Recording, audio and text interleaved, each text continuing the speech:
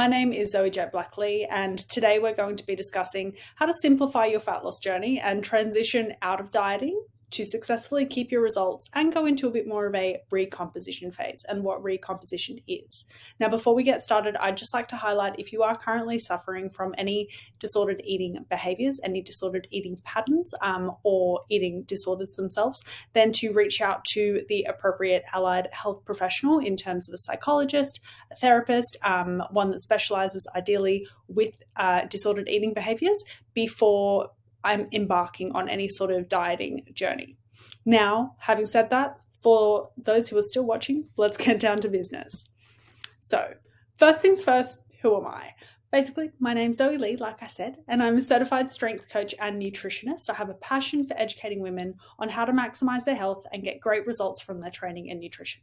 I've been coaching now for 6 years and have collected 15 certifications in training and nutrition. I work with females aged 11 to 76, and I love perfecting and refining my craft with pre- and postnatal photo shoot prep and just improving general lifestyle and well-being with my women.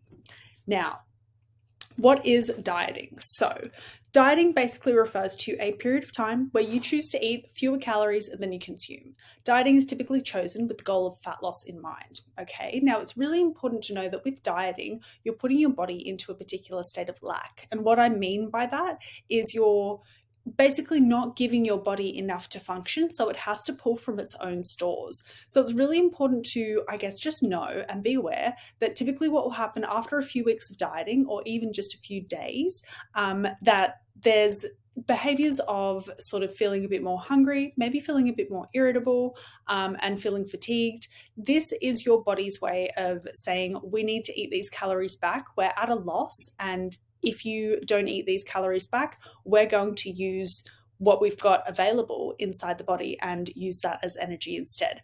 Now, sometimes this is just you being a little bit hungry and you just need to be strategic and make sure that your meals have good fiber, fruit and veg in them, protein with every meal, that sort of a thing. But sometimes as well, it can be a sign that your calorie deficit, so your dieting amount of energy that you're consuming, that it might be too aggressive. And so in saying that, it's important to note that if you get these feelings of hunger, you're in a deficit, like you're going to get hungry. Yeah. So if that's something that you feel that you may not be ready for, it's important to embark on a health and a fitness journey that best suits your lifestyle and something that you are willing to commit to when it comes to potentially sacrificing particular things like eating what you would usually eat that might be more calorically dense. And then also obviously committing to, for example, 4 to 6 to 12 weeks of dieting. It's a longer period of time where you do tend to have to be a little bit more regimented and organized to ensure that you can adhere to your goals, feel amazing, and not be sort of stuck chasing your tail and yo-yo dieting, the term is, where you spend, say, a period of time at really low calories until you feel absolutely horrible, and then you eat absolutely everything back and then some, and then you get stuck in this cycle of reducing your metabolic health and putting on more significant amounts of body fat in that process because you're not actually giving your body time to respond to the protocols, you're jumping between them. Now, basically, just to reiterate, at the end of the day, when you choose to pursue a goal, there's going to be setbacks and hurdles. So if you're choosing to diet, this is why this workshop today is here, is because these are some of my top skills, my top hacks that will help to make the journey slightly more enjoyable. Now, why might you choose to diet? So this is all the food that I eat in a diet, by the way. Now, you may choose to diet for a health reason. So you may want to come back to a healthy body weight for your bone structure. So if you're overweight or obese, then you may want to reduce your body fat and reduce your body weight to come back down to a healthy body weight that suits your body.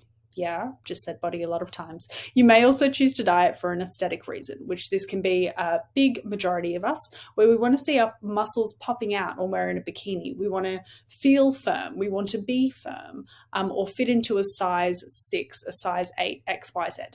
Basically, whatever the reason, it's most important that the most important thing that I remind my clients is when you choose to diet, like I said before, you're putting your body into a state of lack. Remember that your body is going to give you signals to eat more to bring you out of your fat loss journey. And it's important to know that when you're pursuing a fat loss goal, that sometimes you're going to feel a little bit hungry. It's a normal part of the process. And so remind yourself of the bigger picture and what you're actually looking to achieve with your diet. Now, diet skill 101. So here is my most recent diet, and how far away are those photos apart? Those photos are about 6 months apart, okay, and about 10 kilos. Now, with this diet skill number 1 that I want to give you is begin with the end in mind. So when planning a fat loss journey, it's not enough to just be like, I want to look and feel more comfortable in my skin, okay? That's not going to hold enough weight for you to stay in it for the duration of time, and stay in it for when there's hard moments when all the girls are going out for Mexican and cocktails, or all the girls are going out for a calorically dense meal, Italian maybe, Thai, that sort of a thing, and drinking, and you're like, you know what? I don't care about my diet tonight. We'll get back to it tomorrow. It's important to begin with the end in mind. So when you begin your dieting journey, you have a bit of a plan and you set some numerical milestones to ensure that you are on the right track, from a time perspective. And so think of mini goals, and again, focusing with on the end of the diet and getting to that success. Now, basically what happens when we don't do this is we spend more time yo-yo dieting. So like I had mentioned before, what happens is we might be absolute gems in the week and super restrictive, and I'm not touching milk in my coffee and I'm only eating vegetables, rah, rah, rah. And then basically you put yourself through a binge and restrict cycle where you get to the weekend and you start to crave all of these foods, and you're like, you know what, I've been so good throughout the week. Now I'm going to flog it. I'm going to go to a cafe, get a pastry. We'll start again on Monday. Okay. By setting a goal that has numerical milestones, so whether it be a particular scale weight drop that you pay attention to, a measurement that you're keeping an eye on, that sort of a thing. Basically, by setting these goals, mini goals, and then setting the end goal in mind, you'll spend less time constantly dieting. So less time putting yourself through this all or nothing rinse or repeat cycle, and less time in general in a calorie deficit, which means that you can get you can begin your diet, and then you can spend more time ticking off goals, enjoying life, and eating more food because you haven't messed around and you've done it, quote unquote, properly. Now, with dieting skill number 2, so to make that a little bit easier, what we can do is prioritize protein to retain lean body mass. Now, basically, when we're in a diet, like mentioned before, you're going to be putting your body into a state of lack, which means it's going to be using particular tissues that won't necessarily just be from body fat to create energy and keep you functioning throughout the day. We want to make sure that we're prioritizing protein because this will help us to retain lean body mass, so retain our muscle mass, help retain more of our bone density, and help when it comes to losing body fat, help to ensure that we are losing predominantly body fat and not losing healthy muscle mass and bone density at the same time. Yeah. Basically, protein is the only sort of structure that can help us rebuild our tissue after it's been broken down, so something like a gym session. It also helps to retain current muscle levels, strengthen tendons, ligaments, organ tissue in general, but it also helps to keep us satiated, okay? And so what I mean by that is satiated after eating. It has the highest thermic effect of food, which means it burns more calories to digest than our carbohydrate and fat counterparts. Basically, when you are looking at your nutrition, and this can be very handy for if you're going out for meals as well and you don't have sort of, I guess, the tools available to construct your own meal, then try look at your plate and create your meals with protein in mind first, plants second, and then carbohydrates and fats last. In my opinion, animal-based protein sources are the most nutrient-dense sources of protein on the planet. So in saying that, that means that say when you consume a steak, you're going to get a higher quantity of your B vitamins and your iron than say 100 grams of broccoli. Okay. I recommend where possible, if you can get organic, wild caught, grass-fed, grass-finished, meat or fish, and then dairy products, and include 3 to 4 servings of this nutritious superfood in your daily menu. This will make it really easy for you to hit your protein target, but it will also make sure and retain lean body mass. It will also make sure that you're getting an abundance of vitamins, minerals, and nutrients so that your body can absolutely thrive and feel its best. Okay. Now, for our plant-based friends, my number one protein source that I recommend is tempeh. Okay, but you can also get a great quality pea, soy, and rice-based, protein powders that are available now as well. Now, dieting skill number 3. I call this smart money. And so what I mean by smart money is we're going to talk a little bit about budgeting. So you think of when you're trying to save for a house, okay? If you don't track your spending, how are you going to know if you're saving enough money to buy the house? Yeah, so say you want to save up for a mortgage over the course of 5 years. Then what you would do is you would break down that 5-year period and you would work out how much you need to save each year. Then you would work out how much you need to save each month. Then you would work out how much you need to save each week, okay, or each time you get your pay.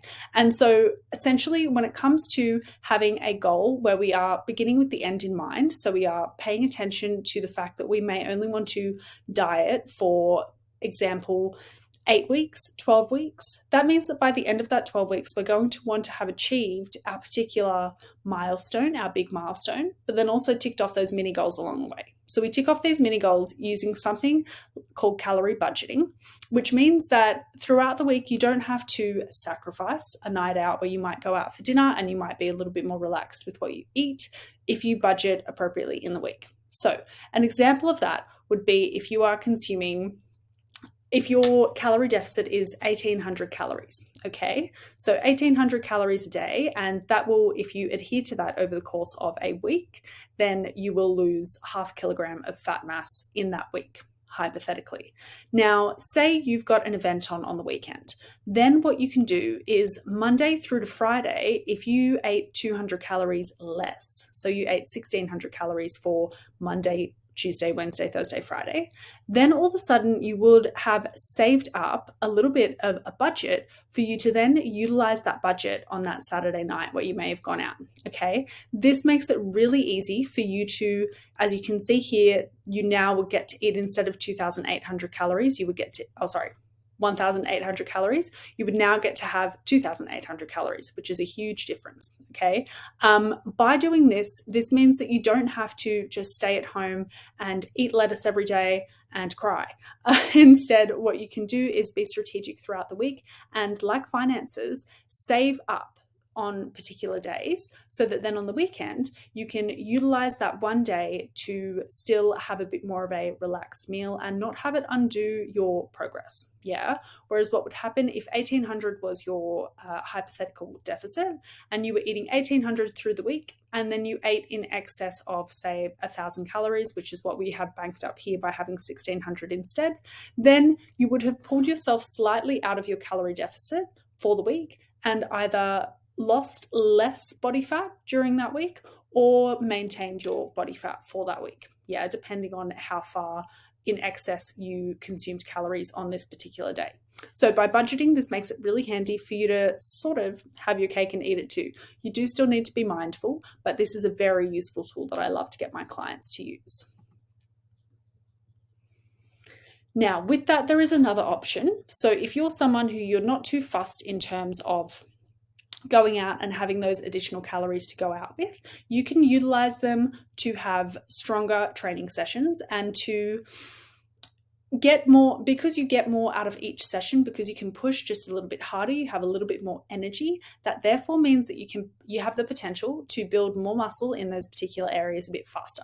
So calorie budgeting across the week, if you wanted to build up your lower body just a little bit more than your upper body, so say you wanted to build your glutes, your thighs, and the back of your legs, make sure everything is building firm and to your desired goal, then on the days where you would train lower body is where you could prioritize some additional calories. Now, by prioritizing the additional calories here, you'll have a little bit more glycogen, which is carbohydrates, to then push harder in your sessions. Okay. Now, when we're training and we're doing resistance training, okay, and we're working about above 60% of our effort level, we're going to be tapping into our glycogen, our carbohydrate stores. Okay. So this can be really beneficial if you're someone who isn't too fussed about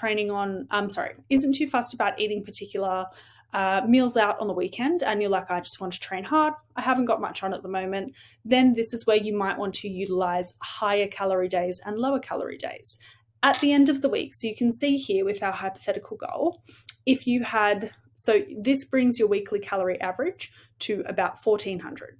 Yeah.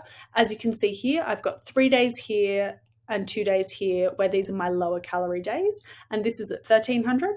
And then here, these higher days are at 1600. So this brings my average for the week, or 1650. This brings my average to the week, only 100 calories higher than what my lower days are. And so that average there means that I can still adhere to my fat loss goals for the week, but I can get a little bit more oomph out of my sessions because I've got the extra food to put to good use. Yeah. Now, the fourth dieting skill is, utilizing something that I like to call lifestyle days. And so with that, think 1 to 2 days a week where you may not track at all, but you focus making mindful habits as discussed by your coach. Okay. So this is where, for example, my clients who implement and utilize their lifestyle days, they don't track their nutrition because they might feel like the constant monitoring of logging every numerical detail when they might not be very numbers driven. The constant logging and monotony of typing everything in on the weekend can feel a little bit restrictive to the point where you want to throw in the towel and not track at all.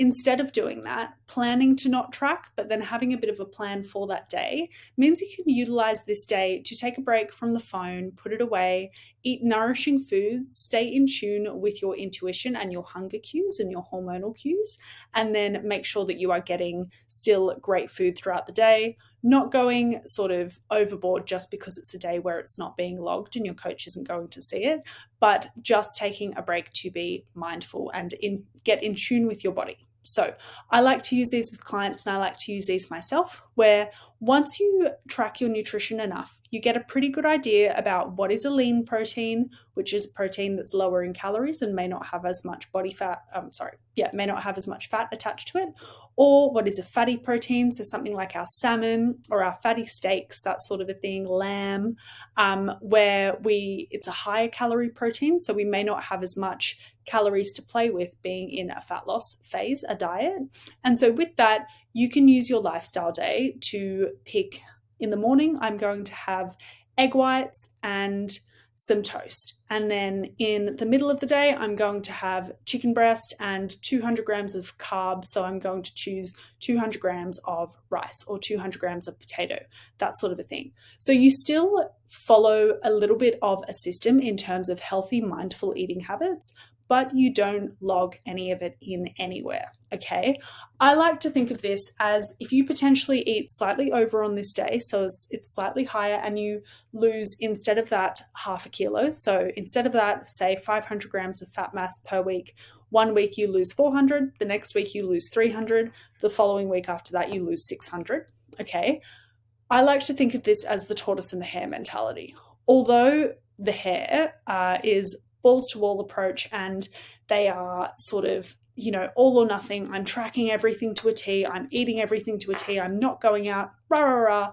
The stress that this can cause psychologically for a lot of people means that you're more than likely to benefit from instead taking the tortoise approach. So if heaven forbid you lose 100 grams less of fat mass per week or 200 grams on 1 week, that's fine. Over time with your lifestyle days, and again, discussing and communicating with your coach what you may have eaten on that day, you'll be able to get to know what portion sizes when you're eyeballing it and what sort of foods when you're, again, not tracking it, what sort of nutrient content they have, and be able to gradually over time trust your intuition to make decisions that stay aligned with your goals instead of having an intuition that is just, let's flog it and eat as much pastries as possible because I don't have to pop it into any sort of app. So I really like this approach, and I do apply it with all clients in terms of them having the availability to do so if they need it. But then at the same time, if there's nothing on and they're feeling great, they're not feeling any issues, and psychologically they seem to be enjoying themselves, then this is where you might not need to use it every week. But it is a fantastic tool, a fantastic dieting skill to keep in your toolbox. Now, Dieting skill number 5, diet breaks. So this is a figure from Dr. Layne Norton's Fat Loss Forever book.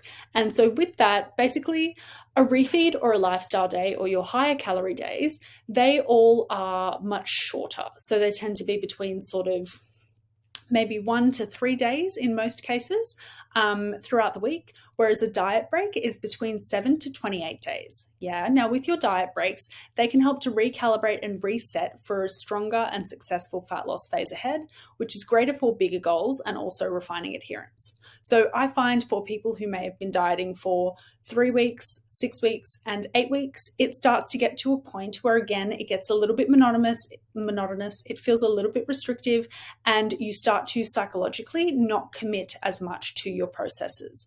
This is where the body, again, will try and pull you out of that fat loss phase because it wants homeostasis and it wants you to stay in that familiar where you have been stuck all along in that yo-yo situation. Yeah, it doesn't want you to pass that certain level of we've never been here before when it comes to fat loss. So I like to utilize diet breaks and schedule them in advance, but then also use them based on how a client is feeling. So I typically like to include diet breaks on either week 6, so 5 weeks of dieting, 1 week of maintenance, or as this model shows here, you can do 3 weeks of dieting, 2 weeks of maintenance. The important thing to note is in a diet break, it is maintenance calories, so you're not going to be losing body fat that week. Okay, but when we look at the macro scale and we look at the course over a 3-month period, over a 6-month period, this is where your progress is so much more consistent and linear over this time period because you actually adhere to your principles overall and successfully give your body a break when it needs it. Okay, give your body time to readjust, utilize the extra calories before you drop back down into a fat loss phase, instead of just, again, grinding it out and flogging the body and then wondering why you're starting to feel more fatigued, maybe not recover as well from your training, be much more sore, or have sort of symptoms come up with your period that start to get exacerbated the longer that you're in a deficit. Diet breaks can be a really, really fantastic tool, and they can also go for, again, 28 days. I sometimes give clients diet breaks, but I'm also call them maintenance periods at this point. If I give them one for 6 weeks or 8 weeks, if they're, again, pursuing a goal that might maybe 20 kilos, maybe 30 kilos of fat loss, I'm not going to say we're dieting for 52 weeks of the year. You need a break. Okay, your body needs a break physiologically, but then also your brain needs a break psychologically. So diet breaks are another absolutely fantastic tool, especially for bigger goals and refining overall adherence.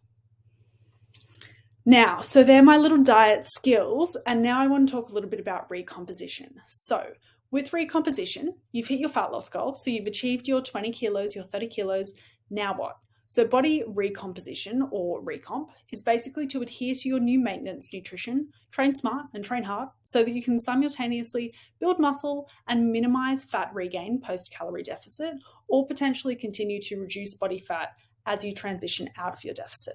So it's important to note that with recomposition, it's not a build. So you're not necessarily going to be putting your body into a surplus where you're going to be building lots and lots of muscle and putting on a little bit of body fat with that muscle. Yeah, now it's important to note that if you're someone who does want to build a good amount of muscle, being in a surplus, so eating more calories than you burn, is going to be essential for building that muscle and getting through the journey that little bit faster.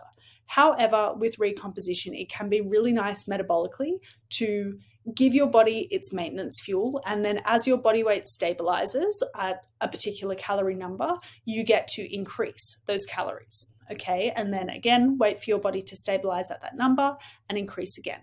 This is where recomposition can be really nice if you're not someone competing in a bodybuilding competition where you've got particular feedback, where you've got to build a particular muscle group up, or you're someone who's happy with the conditioning that you have and just want to pursue, again, more of a metabolically sound and psychologically sound training program where you have a little less, I don't want to say restriction, but a little less sort of, I guess, grind. Yeah, because when you are in a surplus or when you're in a deficit, you are on point with your goal and you have a specific goal in mind. Sometimes you just want to maintain the results that you have and enjoy your life a little bit more and still gradually build muscle and continue to build your shape. So it's important with recomposition, a surplus, or a deficit, that you are just clear on what your particular goal is at the time and you pursue it accordingly. Now, the first recomp style I like to refer to as the ninja. And so the ninja is someone who, after using MyFitnessPal for every single meal and tracking everything, they love it, they love their numbers, so they may be highly analytical. So this person is so happy to continue tracking food diligently. And because of this, they'll end up having the highest adherence rate and a fixed rate of fat regain, if any at all. They'll be able to maximize their training, nutrition, and recovery protocols because they've got all of the systems in place and they continue to follow them to a T. The next style is what I like to call the superhero. And so the superhero, if you think of Superwoman or you think of Wonder Woman, when they get called, they show up. And so with the superhero, I like to think of it this way, that you continue to track your food more often than not, and you meal prep 5 to 6 days of the week anyways. So you're still very on track. And then if you need to rein it in, so if you get called to show up, then you will show up and make sure that you put in the work so that you don't unravel the progress that you have created. Now with this, it's a moderate adherence rate because you obviously have a little bit more flexibility. You're meal prepping most of your meals, but you're also taking a bit of a break from tracking and potentially meal prepping, eating out just a little bit more. And so because of that, some weeks you may again eat a little bit more calories in terms of your weekly average. Other weeks you may eat slightly under. So with that, this creates more of a variable rate of fat regain, but as long as you're maximizing your training, nutrition, and your lifestyle protocols, then again, you shouldn't be unraveling and undoing much of your hard work, if any at all. And you should, with the reduced stress because of the reduced monotony and monitoring, you should still see absolutely fantastic results. This is my favorite way to go about it because by meal prepping and tracking more often than not, you keep your portion sizes in check because when we eyeball, we eat with our eyes first. Yeah. So with that, when we eyeball, if we're hungry, we're going to put out a larger serve and in our head be like, that's still only 150 grams or half a chicken breast when really it's 2/3 of it. So by tracking every now and then, it helps to keep you nice and accountable to yourself. And then by prepping your food more often than not, you can ensure that you're getting adequate nutrition around the day for stable hormones, stable blood sugar, strong training sessions, and good recovery. And so this is what I prefer and what I like to use personally as well. Now, style number 3 is the fairy. So I call this the fairy because if you visualize sort of Tinkerbell moving around, loving life when she's loving life. Basically, with the fairy, she will continue to prep food for most meals of the week, but at the same time, she may not prep dinner each day because she'll be wanting to see how she feels at the time and be sort of like, do I feel like a curry tonight, or do I feel like a pasta, or do I feel like a salad? So because of this, there's much lower accountability with the fairy. And with that, there's a bit more variable fat gain because some days one after the other, you may not be having adequate protein, and then other days you may be having more carbohydrates, more fats. So although you're prepping your food for most of the week because it keeps you nice and organized, you still have that extra sort of freedom and flexibility, but you focus on prioritizing your healthy habits. You focus on pushing hard in the gym, but then your main priority is nourishing your body. And so this is where, in terms of the fairy, I also like to think of it as the most feminine energy sort of option, where you are leaning into your intuition and how your body is feeling, but then also with the education you have, making sure you are ticking off with prepping your meals for most of the week, making sure you are ticking off your basics. So this is where, again, when you look at a meal and you transition out of dieting, you will prioritize, be like, have I got my protein source, my carbs, my fats, and my plants? Cool, this is a full meal, this is good for me, let's go. So because of this, again, you may put on a little bit more body fat in this period just because of the inconsistency with the calorie amount and inconsistency with the consistent macro amount as well, which could impair your recovery. With that, it's important to just remember that you still want to keep pushing hard in the gym, but listening to your body. I really like this in terms of the psychological break that it gives you. It helps you get back in tune again with your hunger cues. Instead of looking at the time and being like, is it time to eat? Is it time for meal 2 yet? It's like, hold on, am I actually hungry? Do I just want to grab a tea and have a handful of nuts, or do I want to have my chicken and rice and broccoli? Like that sort of a thing. So I still really love this model for a lot of people, especially if you're someone who finds tracking to get a little bit sort of overwhelming, this can be a really nice transition out, as long as, again, you have the education and you still have the little bit of organization to prep your meals adequately to your goals for most of the week. Now, points to remember.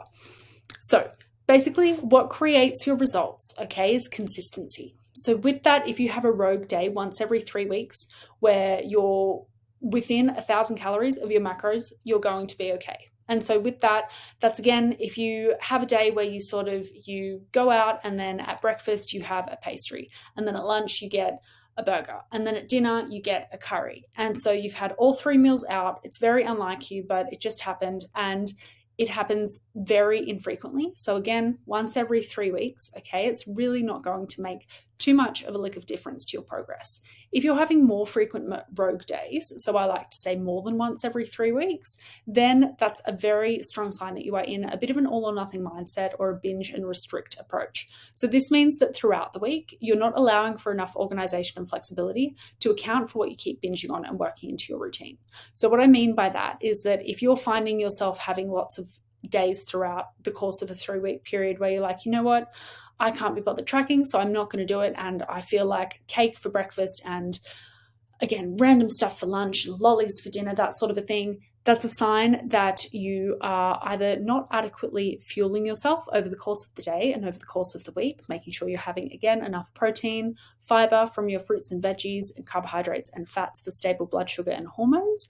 But it also is a sign that you're maybe following a bit of the lifestyle where you're like, I'm going to eat clean. I'm not going to have a bad food in sight. And then it gets to every weekend, and all of a sudden every weekend you're binge drinking and having lots of food out that really upsets your tummy, that sort of a thing. It's a sign that you need to find a little bit more balance throughout your routine. And again, reaching out to a qualified therapist or allied health professional is fantastic, but a lot of great coaches as well, especially in National Women's Fitness Academy, will be able to help you find a flow of a routine that will help to support you on your goals. Now, if you'd like more information, if you liked this sort of workshop, then for recipes, training, and mindset education, you can head to my Instagram, which is i.am.strength. And then for more information on one-on-one online coaching, you can head to my website, which is iamstrength.com.au. Thank you very much, and I hope you have a lovely day.